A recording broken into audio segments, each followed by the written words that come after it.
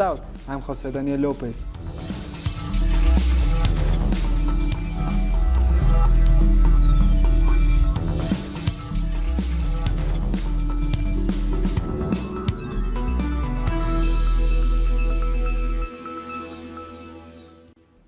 Venezuela's cryptocurrency, the Petro, will be working globally from this Monday. The Petro is backed by Venezuela's oil reserve, and it is a tool aimed at avoiding the economic blockade the country is suffering. President Nicolás Maduro announced the official launch. The Petro starts working as a currency for trade exchange for our international activities. On October 1st, the Petro goes to the market and starts working as a currency. It is Venezuela's cryptocurrency based on oil for the world. Entra a la calle a funcionar. Chileans are celebrating the decision of the International Court of Justice over the maritime dispute with Bolivia. People carrying flags have cheered the court's ruling in the capital Santiago while singing the national anthem. They believe the court has made the right decision by ruling Chile does not have any obligation to negotiate access to the Pacific Ocean with Bolivia. The truth is that all of the territory from the north of Antofagasta to Arica, including Lima, we won with blood and fire. Actually, with more than blood and fire. So it was important for Chile not to surrender. But Bolivians are disappointed with the ruling. They also say it is not a defeat and that the country should keep fighting for access to the Pacific Ocean. Hundreds gathered in capital La Paz to listen to the final decision. It has been an injustice to the world. Today Bolivia feels a little sad, but not defeated. Bolivia was born with sea, and sooner or later, Bolivia will have sea again. From now on, the work we're going to have is to strengthen ourselves in all areas and recover it as Chile has done. We have no other way. We have to look for other instances to recover what was historically ours. This sentiment was echoed by President Evo Morales when he spoke from The Hague after the decision. With paragraph 176, the court understands perfectly that there is an unresolved issue between Bolivia and Chile. There's no obligation, but there's a need not only for these two countries, but for the whole region to resolve this issue between Bolivia and Chile. Bolivia will never stop fighting for access to the ocean. The president of the court ruled that Chile has no legal obligation to negotiate with Bolivia sovereign access to the sea. He said the judges had reached this decision by 12 votes to 3. But he added that this ruling doesn't prevent the two sides from continuing their dialogue in the spirit of good neighbors. The court cannot infer from the content of these resolutions, nor from Chile's position with respect to their adoption, that Chile has accepted an obligation to negotiate Bolivia's sovereign access to the Pacific Ocean. Our correspondent in Bolivia, Freddy Morales, brings us more.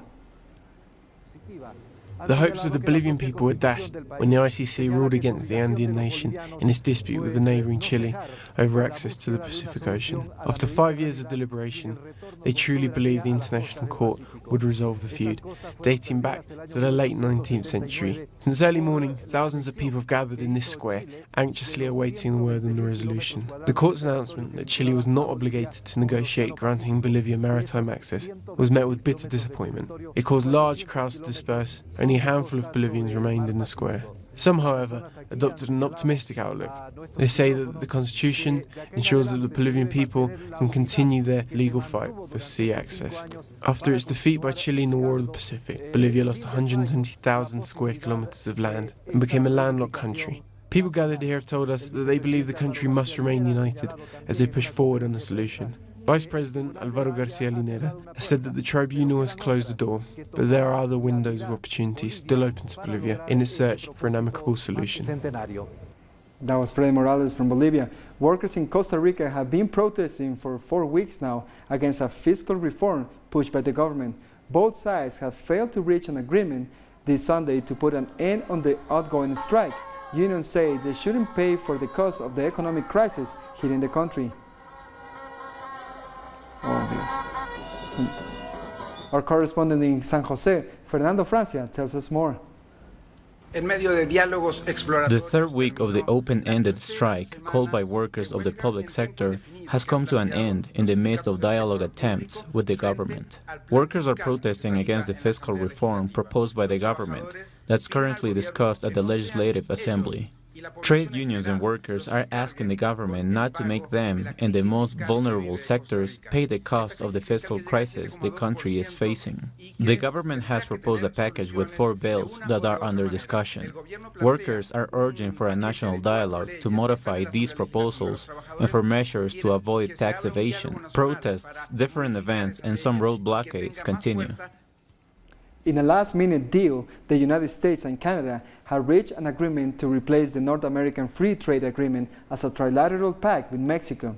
Canada will give U.S. dairy farmers access to around 3.5% of its nearly $16 billion domestic dairy market. However, the two countries failed to strike an agreement regarding U.S. tariffs on Canadian steel and aluminum exports, salvaging the $1.2 trillion open trade zone from collapsing. The three countries plan to sign the new U.S., Canada, and Mexico agreement at the end of November. This is too important, what we're doing, one of the most important deals and the most important trade deal we've ever made by far.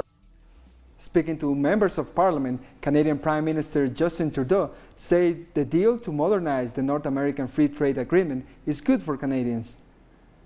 What we've moved forward with in terms of labor standards in North America is historic in terms of protecting the rights of workers. What we've moved forward for on the environment is strengthened environmental protections and real consequences within the accord that had never been done before. We are moving forward in a deal that works for the middle class and people working hard to join it, and that is at the heart of the progressive agenda of this government and of this progressive trade deal. Our correspondent Pablo Perez in Mexico City has more on this story. So we say goodbye to the North America Free Trade Agreement and hello to the United States-Mexico-Canada agreement, or USMCA. That's how they call it already. Early this morning, the Chancellor-to-be under the new administration, Marcelo Ebrard, made an announcement of how glad they are of the deals that finally ended last night between the United States and Canada on their part of the agreement. Finally, they got on a middle point on the so-called Article 19 about the controversy discussions, and well, we still don't know the details of the agreement. We hope they're going to be published along the day, but they say that the people on the new team and the people on the Luis Videgaray from the Enrique Peña Nieto administration, they say the new conditions are advantageous to Mexico, which is still to be confirmed once we know the details of the United States-Mexico-Canada agreement. We'll take a short break now. Join us again in a minute.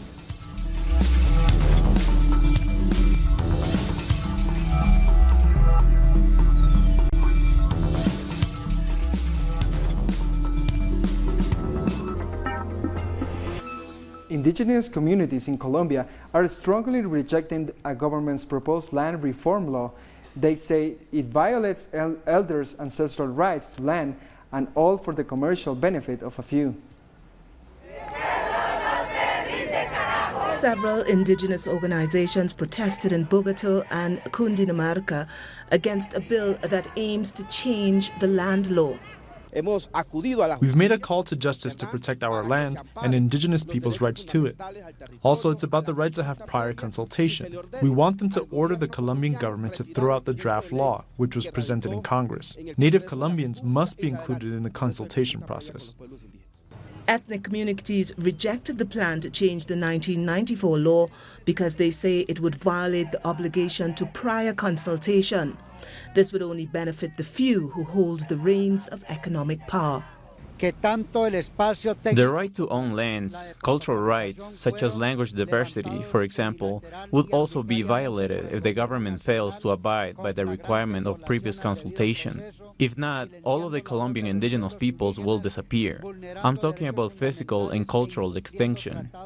Afro, Rizal, Paliquero and rural peoples have always worked to protect the lands, the woods, the mountains, jungles and seas and the ancestral cultures. They fight this government's plan because if they don't, they say it could lead to their extinction. The right to own lands, cultural rights, such as language diversity, for example, would also be violated if the government fails to abide by the requirement of previous consultation.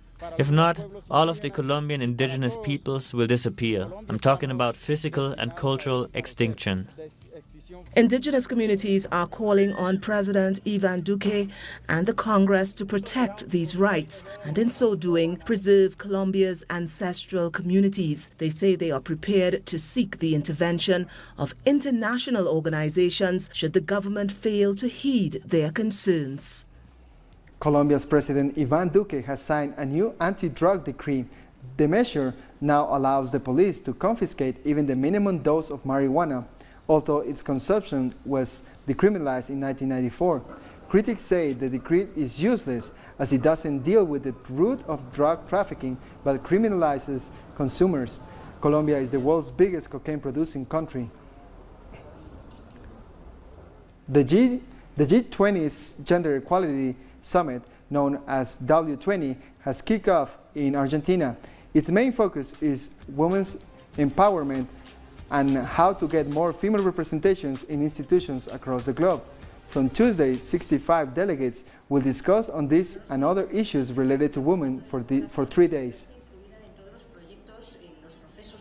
Members of Argentina's Central Workers' Unions are camping outside the National Congress to protest the proposed national budget.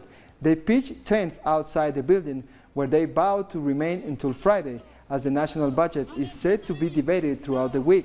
They're demanding that the government put an end to price hikes and budget cuts.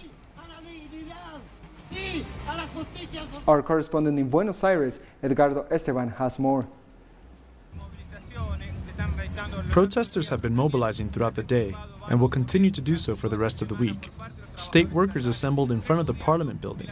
They're rejecting the proposed law outlining the 2019 national budget. If the inflation rate exceeds 23%, this constitutes a recession. This is according to International Monetary Fund's demands. Workers aren't having it. They have taken to the streets to stage various forms of protest action over the next few days. They are also rejecting the agreement between Mauricio Macri's government and the International Monetary Fund. A government commission in Mexico has recognized the Tlatelolco student massacre as a crime of state. In October 1968, a student demonstration was violently repressed, leaving 30 people dead, according to official figures. But relatives and activists say the number of deadly victims is close to 400. Mexican President-elect Andrés Manuel López Obrador paid tribute to the young people killed in the massacre. Felix has returned here to the Plaza de las Tres Culturas in Mexico City, almost 50 years from the event that changed his life and the entire nation as well, the so-called Night of Tlatelolco. Here the state repressed with violence the student movement of which he was a member of, something that was engraved in history. People know that here at Tlatelolco, a crime against humanity was committed. A crime of genocide remains unpunished. The violent event, in which armed and paramilitary forces participated under the president's commands, left an undetermined number of dead people, but also marked the future of social and political movements in the country, which are prepared today to pay tribute to the victims of the massacre. The commemorations organized by student movements are also protests that follow the slogan, "The victims of 1968 are remembered." Throughout the city, more than 100 events are planned to remember this historical date. This exhibition used images which during those years were not able to be published because of the government's censorship to explain the student movement. We are helping other people to understand why the movement was so revolutionary. They really tried to change things. We are remembering the 100 glorious days, 3 months of struggle and resistance. President-elect Andrés Manuel López Obrador recognized the importance of the anniversary and made a commitment to obtain peace. Here, in this historical plaza, La Plaza de las Tres Culturas, we make the commitment to never use the army again to repress the people of Mexico. During the 50th anniversary of Tlatelolco massacre, several social organizations will carry out the demonstration to the Zócalo Square, chanting, "October 2nd will never be forgotten." Brazilian Workers' Party candidate Fernando Haddad visited former President Luis Ignacio Lula da Silva in prison on Monday. Lula has been in jail since April, facing a 12-year conviction that made him ineligible to run for president. The latest polls reveal Fernando Haddad is in second place behind the front-runner far-right candidate Jair Bolsonaro. And on Sunday, the candidates held another televised debate. Several of the candidates paid tribute to the millions of women who marched over the weekend. They were opposing far-right candidate Jair Bolsonaro, who leads in the polls. Bolsonaro left hospital at the weekend after he had been stabbed while on the campaign. It's about defending democracy and defending the rights of women, of workers. This is very important for democracy and for Brazil. Brazil needs to discuss the future, and people are going out into the streets to take ownership of the future. When I saw Brazilian women agitate and occupy Brazil's streets in their millions, I thought there is something very healthy, very strong, very beautiful in my country despite a fraction which is civically ill. A Brazilian surfer has set a new world record for the largest ever wave surfed by a female. Maya Gabeira has established a new Guinness World Record by riding a giant 20-meter wave. Gabeira's achievement took place in Portugal, the same place where she nearly drowned back in 2013 after being knocked unconscious while competing. In Trinidad and Tobago, Finance Minister Colm Imbert has rolled out a $7 billion national budget. With immediate effect, the cost of super gasoline will increase by $1 per liter. Imbert also announced an increase in public servants' pensions. The budget comes as state-owned company Petro closes its refinery. In order to minimize the overall negative effects of this inevitable decision to get out of refining, the board of Petrotrin and the Oilfield Workers Trade Union have begun the process for ensuring that the employees of Petrotrin are provided with transitional finance for their reintegration into the national economy. The terminated permanent, temporary and casual employees of Petrotrin will be provided with attractive termination packages. Early estimates put this termination payment at approximately $2.6 billion. Meanwhile, aimed at turnaround in gas production, Trinidad and Tobago inked a major gas deal with Venezuela. Minister Imbert elaborated on that agreement during his presentation. We have concluded the commercial negotiation for the sale of gas from the Dragon field in Venezuela. A pipeline, to be built at a cost of $1 billion, will be owned in a joint venture company between the National Gas Company and Shell Trinidad. The pipeline will transport the natural gas from East Venezuela to the Hibiscus platform off the north coast, which is owned by Shell Trinidad. The revival of the sector will be sustained as we move to conclude arrangements for cross-border gas in the Lauren Manatee fields, which straddle the maritime borders of both our countries. Dozens of pets got a special blessing in Peru's St. Francis Monastery. Pets took part in the annual Blessing of Animals Mass that honors St. Francis of Assisi, the patron saint of animals. Catholic pet owners enjoyed the blessing, music and dancing in an event that has become a tradition.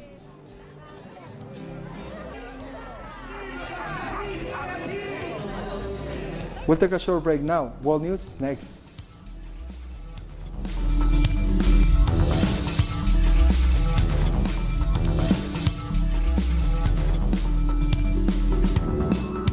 Protesters have clashed during the anniversary of the independence referendum held 1 year ago. Riot police has repressed pro-independence protesters after a march in Barcelona. A group of protester supporters headed towards the Catalan parliament, where incidents took place. In the afternoon, nearly 200,000 people marched to mark the anniversary. We're a little disappointed lately because we think that we need to take the final step, and right now we're at this point when we see that this is not happening and everything is very paralyzed, and the people are waiting for a push. Almost 100 people have been injured by Israeli forces in the seashore of the Gaza Strip. Israeli forces fired tear gas and gunfire to enable march that protests the 12-year-old long maritime blockade of the Strip. Following the gunfire, demonstrators were forced to stop their advance and return to the shore. Palestinians in the city of Ramallah held a general strike against Israel's controversial nation-state laws. Shops were shut down, government and financial institutions did not open, while businesses and schools suspended classes. The strike also marks the anniversary of the deadly October 2000 clashes, in which 13 Israeli Arabs were killed by the Israeli police at the start of the Second Intifada. Hundreds of swimmers in Senegal have participated in the Dakar Gore Island race. The competition pays tribute to the former slaves who didn't want to be sold in the Gore Island. It is said that they used to jump into the water and try to reach Dakar swimming. Now professional and amateur participants swim 5 kilometers to former slave port. Indian school children across the country dress up as Mahatma Gandhi to mark his upcoming 150th birthday. In the city of Rakot, 150 students stood in the formation of India's map while wearing bold caps, glasses, and the traditional robes of India's founding father. October 2nd not only marks Gandhi's birthday, but also the International Day of Non-Violence. This was an ideal Gandhi fought for throughout his life.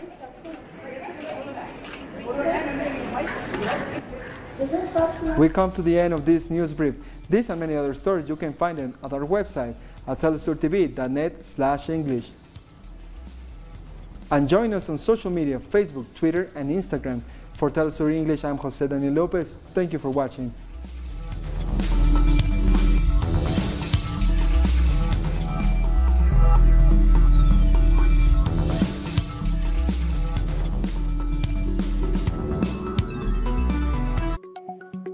This October the 7th, the Brazilian people go to the polls in a general election